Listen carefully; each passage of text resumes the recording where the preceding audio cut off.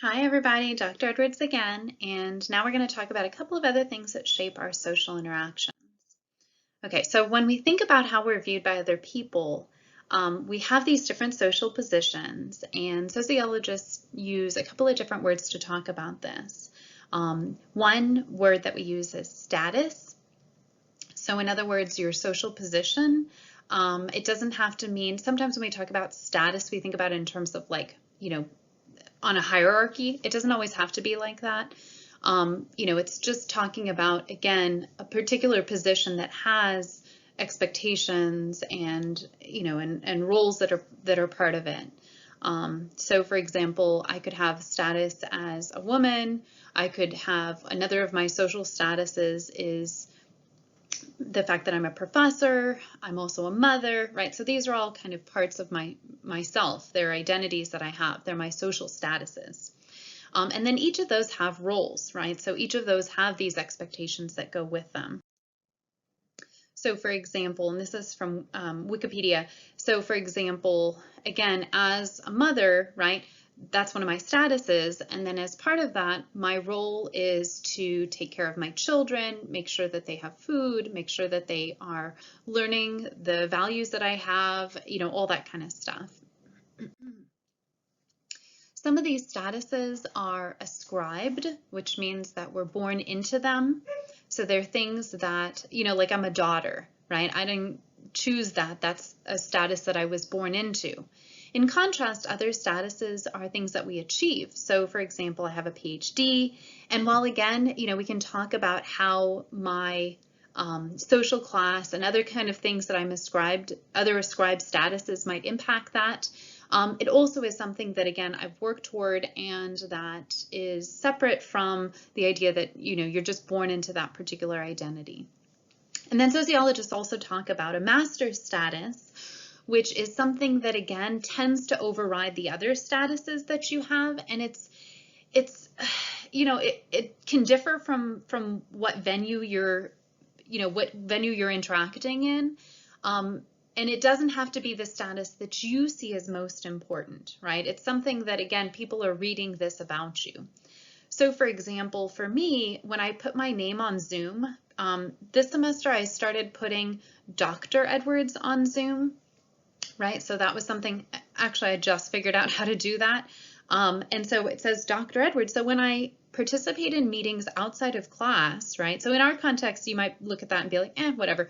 But outside of class, I've started to participate in meetings with other people, and people really, they're just like, oh, Dr. Edwards, like that becomes the master status that they see when they look at that, even though that's not necessarily, it wasn't necessarily the intention of putting it out there. And so sometimes this, again, this could be what's most visible or what stands out as different. And so you'll see some examples of these things in a second. So these are some ideas for ascribed versus achieved statuses. And of course, I think that it's important to have some conversation about whether or not you think some of these might belong on the other list, right? So you might think about with religious beliefs, for example, that's something that you can choose, that you can, change, that you can decide on.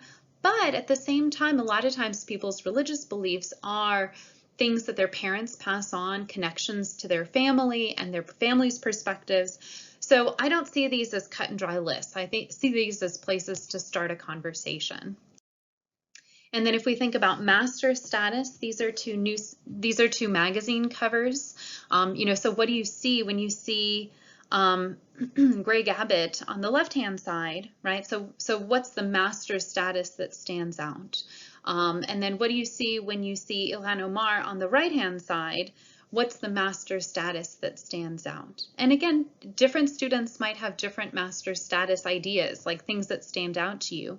And so what we would do, what we'll hopefully do in our class on Wednesday is kind of think through not only why different people might draw attention to different statuses in these two examples, but also what it means, right? That those are the things that stand out to you and how that might impact people's interactions with them. Okay, so in terms of your statuses, like I said, there's also expectations for the roles that go along with those. and there might be some disconnect between the expectations that people have, and then between how you actually perform the role, right? So this is, again, going along with my arguments throughout this class that, there's a difference between what you learn about from society about what you should do or how you should behave and how people actually behave, right? Those are not always the same thing. And then there's also what's known as role strain and role conflict. So since we have multiple statuses, right, you can think about role conflict as when you have these different statuses, that there are ways in which you're kind of pulled and tugged that can be in conflict with each other. So for example, I am simultaneously a mother and a professor. So in terms of my professor role, y'all expect me to grade papers quickly, prepare these slideshows on time, to be able to be dedicated as an employee. But as a mother, right, so my kids also want me to be there to play with them, and they want me to, read them stories and do these things that, again, time-wise, it can be difficult, and y'all know this, right? So time-wise, it can be difficult to sometimes do the different things that you're expected. And sometimes, it's not even just about time. You'll see in the example that I talk about in a second, sometimes it's also just the expectations that people have for you for these different things might be in conflict, right? So, if you're, in the example I'm going to show you for Beyonce, right, if you're a performer, right, the expectations of a performer might be that they're, always dressed to the nines, and, for women performers, that tends to be an emphasis on being sexualized. And yet the expectations for her as a mother or as a wife might be very different than that. So again, it's not always timing. And then role strain is when you have a single status, but you have these different roles. So for example, for y'all being students, you're students, but you're expected to still do well in each of your classes, right? And so one class might actually make it difficult, like one class might require more time, and so it might make it difficult for you to be able to balance that class against a different class.